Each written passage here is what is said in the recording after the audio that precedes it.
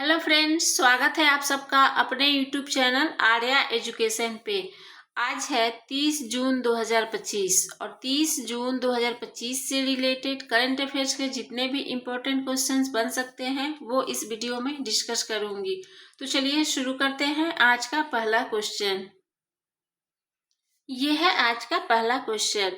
हाल ही में किस राज्य सरकार ने हमारे शिक्षक डिजिटल प्लेटफॉर्म पर शिक्षकों के ई अटेंडेंस को अनिवार्य किया है? तो इसका राइट आंसर है ऑप्शन बी, मध्य प्रदेश।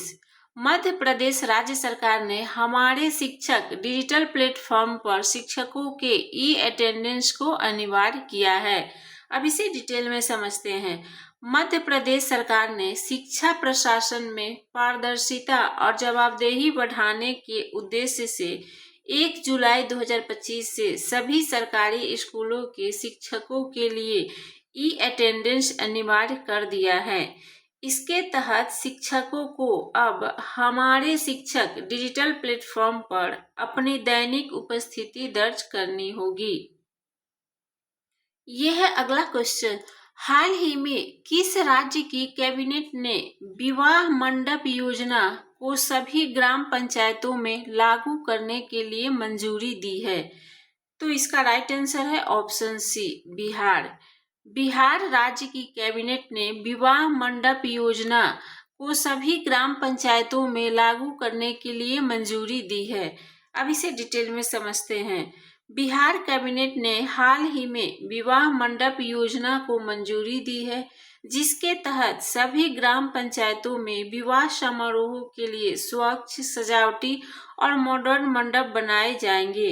इस पहल का उद्देश्य ग्रामीण स्तर पर समान अवसर, सामुदायिक सुविधा और पारिवारिक समारोहों में सुविधा वृद्धि करना है।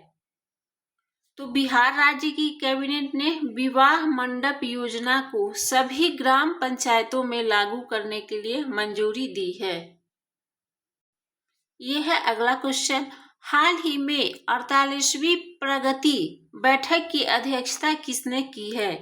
तो इसका राइट आंसर है ऑप्शन ए, नरेंद्र मोदी। प्रधानमंत्री नरेंद्र मोदी ने 48वीं प्रगति बैठक की अध्यक्षता की है।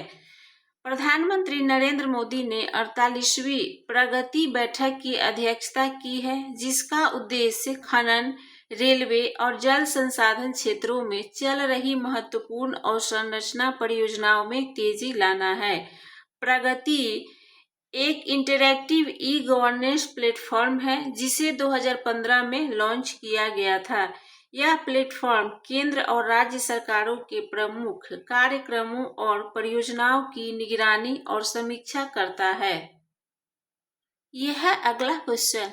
हाल ही में लॉन्च की गई हिस्ट्री दैट इंडिया इग्नोर्ड नामक पुस्तक किसके द्वारा लिखी गई है? तो इसका राइट आंसर है ऑप्शन बी, प्रेम प्रकाश। वरिष्ठ पत्रकार प्रेम प्रकाश की नई किताब हिस्ट्री दैट इंडिया इग्नोर्ड को लॉन्च किया गया है। अब यह है पुस्तक से रिलेटेड कुछ पॉइंट।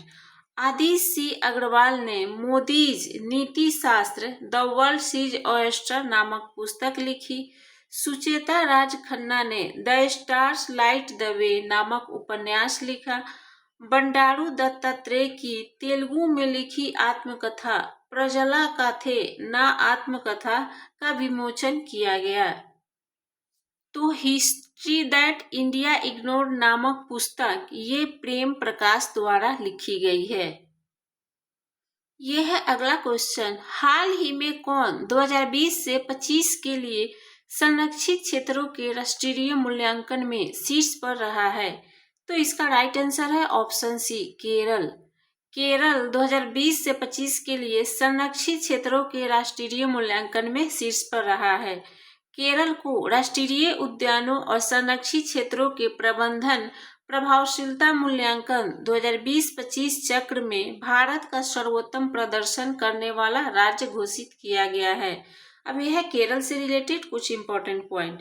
प्रधानमंत्री नरेंद्र मोदी ने केरल के तिरुवनंतपुरम में विझिंजम अंतर्राष्ट्रीय बंदरगाह का लोकार्पण किया। नजात टाडी महोत्सव का उद्घाटन केरल में किया गया। केरल के वेलूर गांव में सदियों पुरानी आत्मा पूजा अनुष्ठानों के अवशेष मिले हैं। यह है अगला क्वेश्चन। हाल ही में किसे रिसर्च एंड एनालिसिस विंग का नया सचिव नियुक्त किया गया है? तो इसका राइट आंसर है ऑप्शन बी, पराग जैन। पराग जैन को रिसर्च एंड एनालिसिस विंग का नया सचिव नियुक्त किया गया है और पराग जैन रवि सिन्हा की जगह लेंगे। और यह नियुक्ति से रिलेटेड कुछ पॉइंट। मेटा ने अरुण श्रीनिवास को भारत का नया मैनेजिंग डायरेक्टर बनाया। इसरो के पूर्व अध्यक्ष ए सोमनाथ को चाणक्य विश्वविद्यालय बेंगलुरु का कुलाधिपति बनाया गया। अनुराधा ठाकुर को सेबी बोर्ड में नियुक्त किया गया। तो पराग जैन को रिसर्च एंड एनालिसिस विंग का नया सचिव नियुक्त किया गया है। यह है अगला क्वेश्चन। हाल ही में भारत की पहली क्वांटम कंप्यूटिंग घाटी का निर्माण किस शहर में किया जा रहा है? तो इसका राइट आंसर है ऑप्शन सी, अमरावती। भारत की पहली क्वांटम कंप्यूटिंग घाटी का निर्माण आंध्र प्रदेश के अमरावती में किया जा रहा है। इस परियोजना का उद्देश्य भारत को क्वांटम टेक्नोलॉजी और डीप टेक इनोवेशन के क्षेत्र में वैश्विक नेतृत्व दिलाना है। तो भारत की पहली क्वांटम कंप्यूटिंग घाटी का निर्माण ये अमरावती में किया जा रहा है। यह है अगला क्वेश्चन। हाल ही में 78वीं सीनियर राष्ट्रीय एक्वेटिक चैंपियनशिप 2025 की पदक तालिका में कौन सा राज्य शीर्ष पर रहा है? तो इसका राइट आंसर है ऑप्शन बी, कर्नाटक। कर्नाटक राज्य 78वीं सीनियर राष्ट्रीय एक्वेटिक चैंपियनशिप 2025 की पदक तालिका में शीर्ष पर रहा है। अब इसे डिटेल में समझते हैं। 78वीं सीनियर राष्ट्रीय एक्वेटिक चैंपियनशिप 2025 में कर्नाटक ने शानदार प्रदर्शन करते हुए कुल 41 पदकों के साथ पदक तालिका में शीर्ष स्थान प्राप्त किया है। यह प्रतिष्ठित प्रतियोगिता ओडिशा के भुवनेश्वर में स्थित कलिंगा स्टेडियम में आयोजित की गई और इसमें टॉप 3 राज्य है, जिसमें एक नंबर पे कर्नाटक है जिसने 16 स्वर्ण, 11 रजत, 14 कांस्य यानी कि कुल पदक 41। दूसरे नंबर पे महाराष्ट्र है जिसने 6 स्वर्ण, 6 रजत, 5 कांस्य यानी कि कुल पदक 17। और तीसरे नंबर पे तमिलनाडु है जो 8 स्वर्ण, 5 रजत, 3 कांस्य यानी कि कुल पदक 16 है। तो 78वीं सीनियर राष्ट्रीय एक्वेटिक चैंपियनशिप 2025 में कर्नाटक राज्य ने कुल 41 पदकों के साथ पदक तालिका में शीर्ष स्थान प्राप्त किया है। यह है अगला क्वेश्चन। हाल ही में किस राज्य सरकार द्वारा शक्तिपीठ एक्सप्रेसवे परियोजना को मंजूरी दी गई है? तो इसका राइट आंसर है ऑप्शन बी, महाराष्ट्र।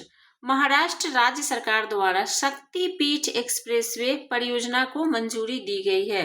अब यह है महाराष्ट्र से रिलेटेड कुछ पॉइंट। महाराष्ट्र की रोहिणी ग्राम पंचायत ने ई गवर्नेंस पुरस्कार 2025 के तहत डिजिटल गवर्नेंस श्रेणी में स्वर्ण पदक जीता है। महाराष्ट्र 2025 में भारत का शीर्ष ब्लूबेरी उत्पादक राज्य बना है। भारत का पहला अंडर वाटर म्यूजियम और आर्टिफिशियल कोरल रीफ महाराष्ट्र में लॉन्च किया गया। तो महाराष्ट्र राज्य सरकार द्वारा शक्तिपीठ एक्सप्रेसवे परियोजना को मंजूरी दी गई है। यह है अगला क्वेश्चन। हाल ही में कहां भगवान जगन्नाथ की विश्व प्रसिद्ध रथ यात्रा शुरू हुई है? तो इसका राइट आंसर है ऑप्शन सी, ओडिशा। ओडिशा के पुरी में सबसे बड़ा वार्षिक उत्सव रथ यात्रा शुरू हुई है। अब यह है ओडिशा से रिलेटेड कुछ पॉइंट। ओडिशा के सिमलीपाल को आधिकारिक तौर पर राष्ट्रीय उद्यान का दर्जा दिया गया है। भारतीय तटरक्षक बल ने ओडिशा में ऑपरेशन ओलिविया आयोजित किया। भारत का सबसे बड़ा पेट्रोकेमिकल संयंत्र ओडिशा में बनेगा। तो भगवान जगन्नाथ जी की विश्व प्रसिद्ध रथ यात्रा ये उड़ीसा में शुरू हुई है। तो ये रहा आज का करंट अफेयर्स जो आपके सारे एग्जाम्स के लिए बहुत ही इम्पोर्टेंट है। वीडियो अच्छी लगी हो तो वीडियो को लाइक कर दीजिएगा, चैनल को सब्सक्राइब कर लीजिएगा। फिर मिलते हैं अगले वीडियो में।